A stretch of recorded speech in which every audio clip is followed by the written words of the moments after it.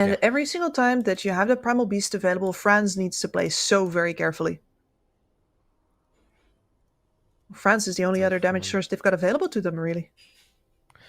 Yeah, this game is funny because I looked at that lion and then I looked at the entire lineup of Manta and I was like, okay, this here's gonna counter everyone. But it feels like he's only one hero and he needs to counter a lot of things that Manta has, and he doesn't even get to stand his ground. As you said, he went for the blink and can't use that mana drain, and even when you do it, it was so much stronger in the past, right? The break distance was bigger, the magic resistance was bigger. It felt like he was just like a tower in the middle of the fight, and now he's just a hero. Yeah, and you can see it in his itemization as well, because he's flying in a Shadow Amulet right now. That is also money that you could have spent on getting a shard if you thought it was really necessary. Yeah. Instead, you're just gonna hope for the Tormentor to please and thank you deliver it into your hands. And it does feel like that Tormentor could be stolen here if Manta are able to get these two towers. We'll see how much they're gonna...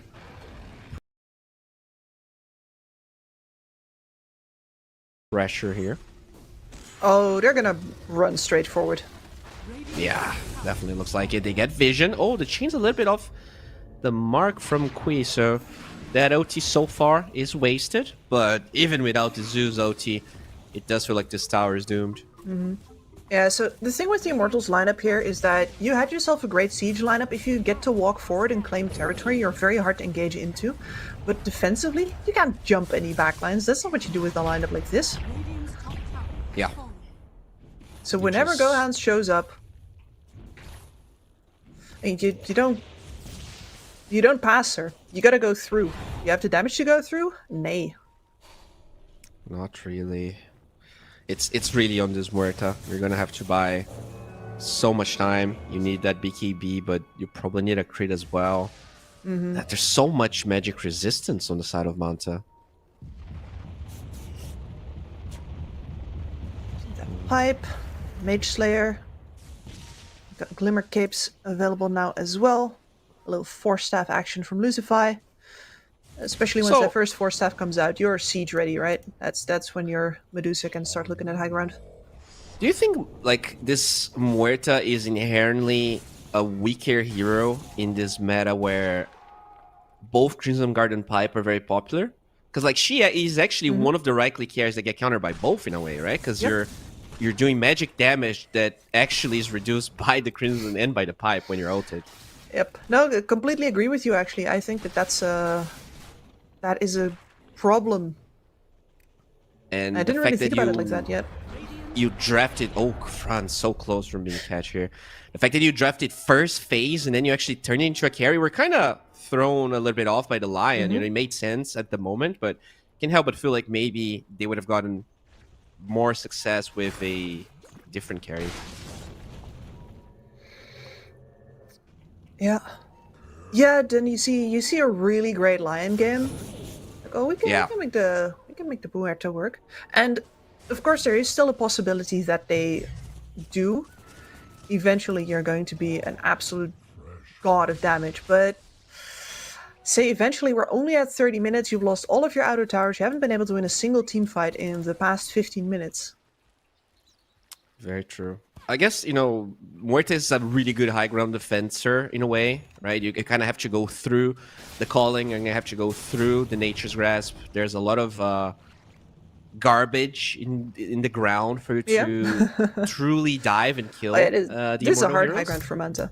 Absolutely. Yeah, which is probably why they've been pretty slow, I guess. Considering how dominant they have been. They're taking their time. They're not really... I wouldn't say they are forcing too much. I think they're forcing just enough. No, and they shouldn't either, because the cores that they have to split push or like to take waves separately with and get more out of the map are an Ember Spirit and a Primal Beast. Both of them are pretty hard to get. Whereas the Immortal, what do they have as pick off to take those heroes down with? Well, it's down to a Lion initiation. If the Lion doesn't get the jump, dude, nobody can stop him. Speaking of the Lion, they get the insane shard instead of Ren. It's so sad. 0 for 2. I feel bad for him. I feel bad for him. Same. All right, so pretty long respawn timer. That probably is good for the Immortals here. They're at least gonna get some more time to farm that Muerta, and you really need every ounce of damage because, like, neither of the other heroes really scale with damage. I want to say. No, not really. Like, of course, the Death Prophet has a fantastic Axe upgrade that is actually a really big damage spike. But apart from that, that's about it. And then it just is all Smoke on about smoke with a good ward on the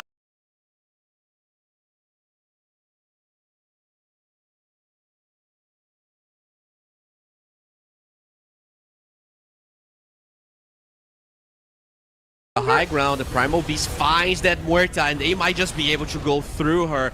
They get the kill. The BKB means nothing. This Death Prophet is gonna be kited to hell. It looks like the TP out from Uglier, and yeah, you can mitigate as much damage as you want, but you still will die. not much left in the tank. Not much left to give.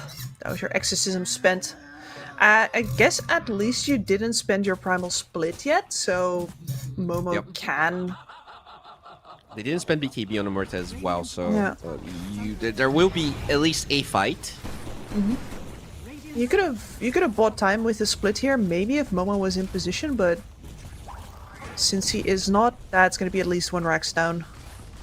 Yeah, that was a great ward from Manta. You know, they smoke for just the right time. They find the jump with the Primal Beast. Instant BKB also. Like, he was very certain of what he had to do. Only 10 seconds left from Muerta. Yeah, they are taking their time here with this. Melee barracks will eventually fall, it looks like, as they find out there. He will die, does have a buyback, was probably baiting for that to try and initiate a fight. France gets his OT off, doing pretty decent damage here. The Cookie of the Mark kind of throwing the Primal Beast forward, but I guess that's what you want. You're gonna get a dieback onto Uglier. That's a dead lion as well. Franz now forced to disengage. He doesn't have a BKB, he doesn't have an OT. This is looking like a GG in my book, and if they don't call it, it's just gonna be inevitable. This Death Prophet, yeah, just stanky, but you needed more damage, and you have none of it. Alright, so Manta looking pretty solid here in this game. Do you have any I guess pointers here if you are Immortal going to game number 2? What didn't you like from their draft or the way they played?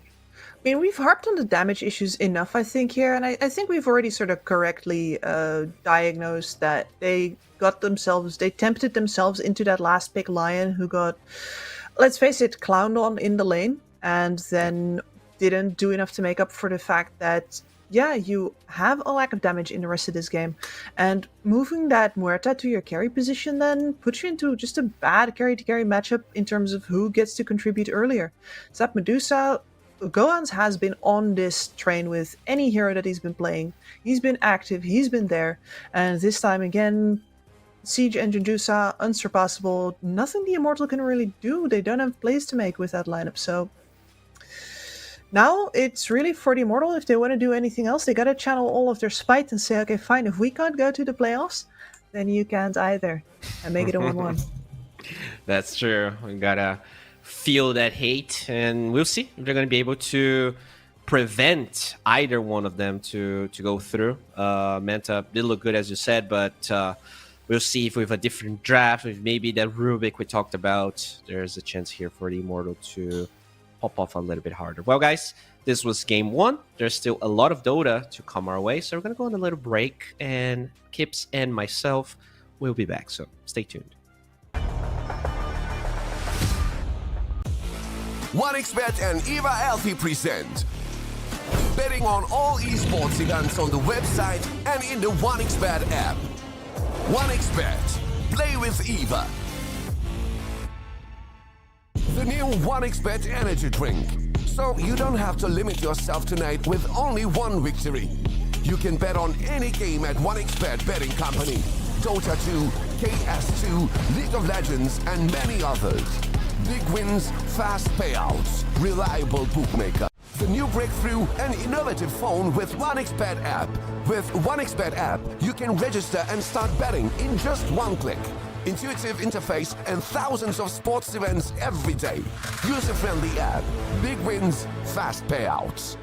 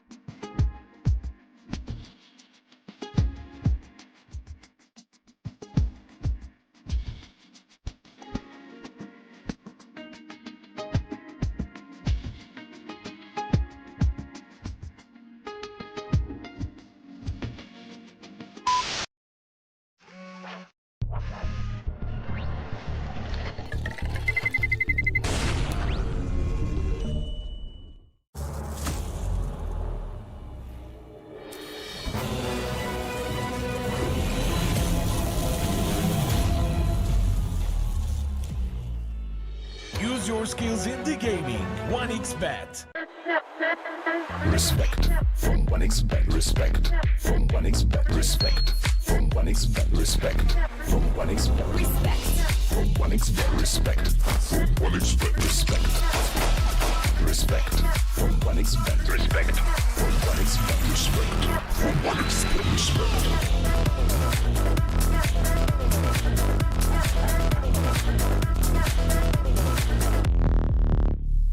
Hello, son. Hi, Mom. Pretty girl. This is Eva. Nice to meet you. Thank you very much. Your dad's just making his favorite dinner. It's duck. Come on inside. They're all probably too gruesome to tell you while you're eating at the table. How's your food? Is everything okay? Good, good.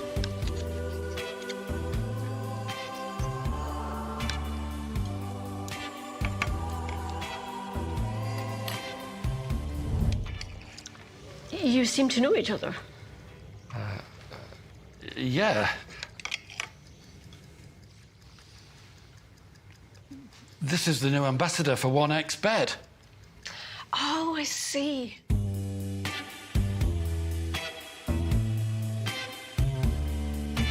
Everyone felt good when Eva Elfie became the new ambassador of 1xBet.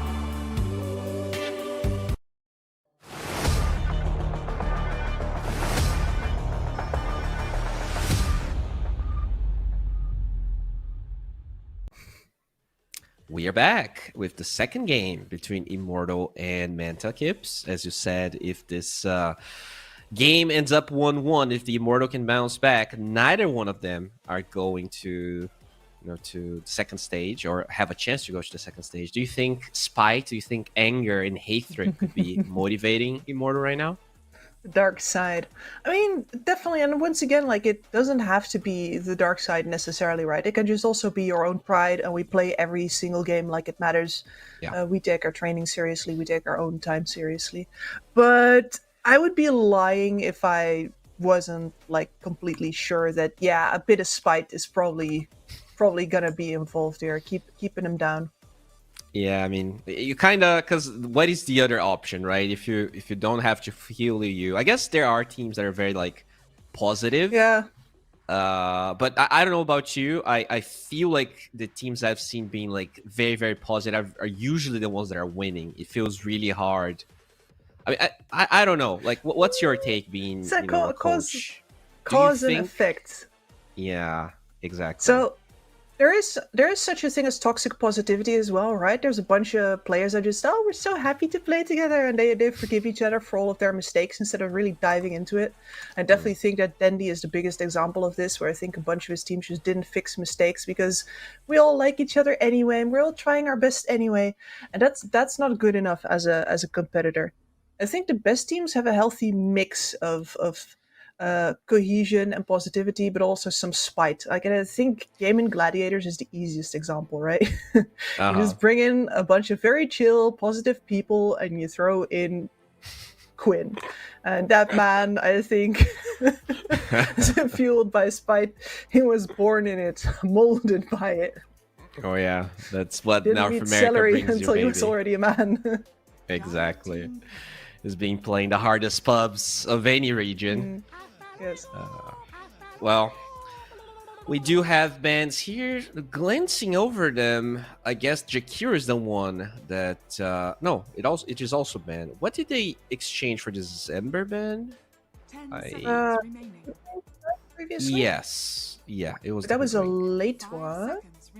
So you can probably yoink it if you want. And that's what they'll do. Okay. No, DK is still in, just changed places. And Grimstroke was in the bans previous time You're around. right. They actually banned Grimstroke last. That was an oddball. 10 seconds remaining. I think that Grimstroke is one of the best heroes as a support counter versus heroes, right? Yeah. And we've seen a lot of overloaded, but there's been some voids, a couple of Earth Spirits here and there as well. Now, Yeah, here I just is haven't. that Sven flex pick. Yeah, that's a popular one. I just haven't seen Grimstroke even when Ember was being picked a lot, but maybe they knew, more than us. Maybe they scrimmed, knew that Grimstroke is something they are comfortable. He's been drafting. creeping in the previous couple of days. He's been on the up and up. Dune Ben. So like when you have this hoodwink, you usually see those kill lane type heroes, right? So Mars, Centaur, Primal. I think that's probably what Immortal's kind of eyeing here.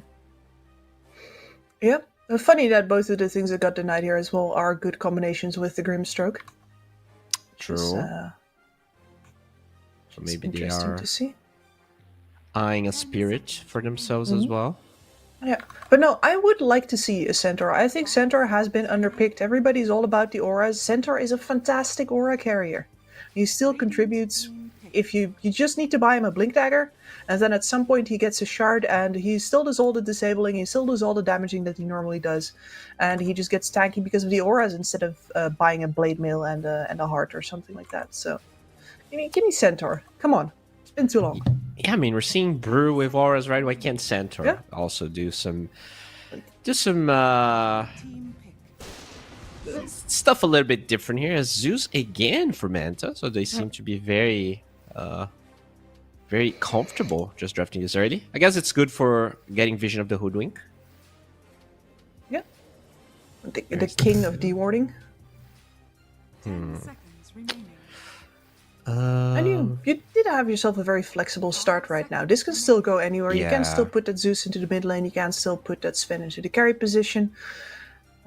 Presumably either of them is going to go core. This is a wonky support duo, to say the least. It really is. It really is. I would rather see the Zeus as a core, to be honest, but I guess it depends on what Immortal is going to draft. I think Disruptor is usually the support I've seen counter Zeus the most, but this Invoker's not bad at dissuading Zeus from being a core.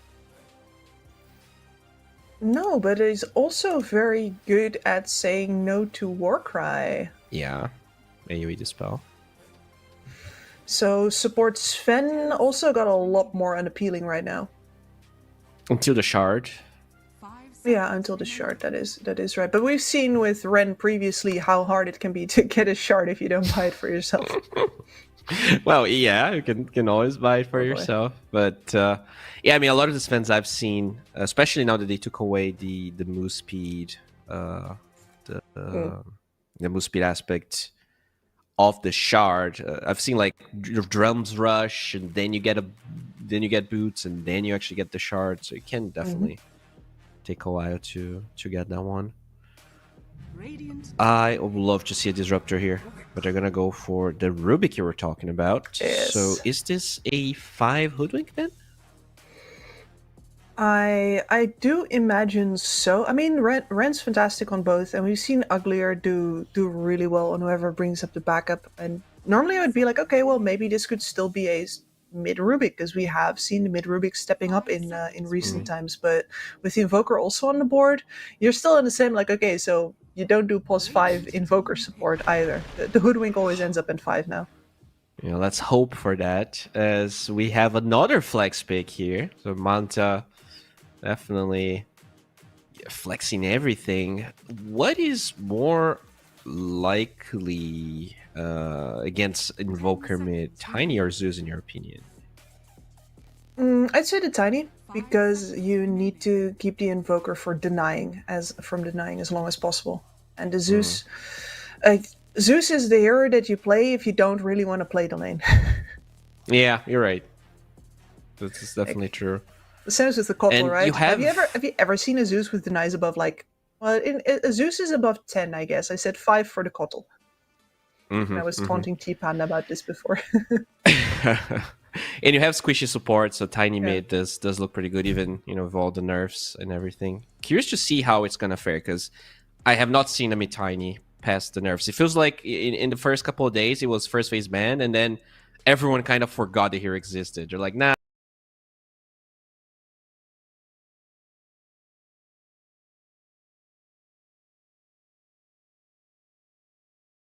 Let's stop banning this year, and also let's not pick it. But Manta kind of feeling like it could be decent this game, which I agree. Same. I think crash landing is still absolute bullshit. I mean, it does take a little bit more for you. You need. This is where I haven't done the math yet. Like, when can you one-shot waves again? Because that point has been pushed back quite a bit now. But the reality of the air and the amount of extra damage you get out of it, the extra reach, the scaling with the phylactery, it just. Dire team pick. It's very good. Did you say Manta played Carry Mirana? Was it Manta or the Immortal? I'm gonna have to dive back in. I think it was the Immortal, actually. Okay, so a Snatch pick and potentially, I guess you can play Mirana 5 with, but that would be weird because, dude, this draft is crazy. I don't know what to expect here. They have 4 flex picks. What the hell? This is starting to get kind of nutty. Yes. Yeah, like, who is even the better core in this game?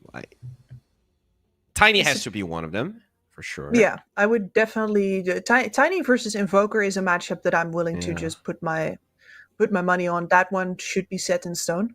And then as a support duo, I mean, the real raw deal is that if you have a Zeus support, then the other support can't be a Mirana. You don't have any reliable stuns. It doesn't work. Oh, so they pick Mars here. Not good for the carry Mirana, if that's what you want to do. No, Immortal hitting that one off at the pass. So what if this is, regardless of what the position Mirana plays, what if she picks the attack speed facet here, and then you have Tiny and Sven just going nutty with the extra attack speed? Is that a possibility? How much definitely attack speed is it? I forget how much the attack speed is. I know that the maxed out damage is 80. So it's 20x for 8 seconds. So it's 160 after when you're level 18. That's kind of crazy. It is. Like,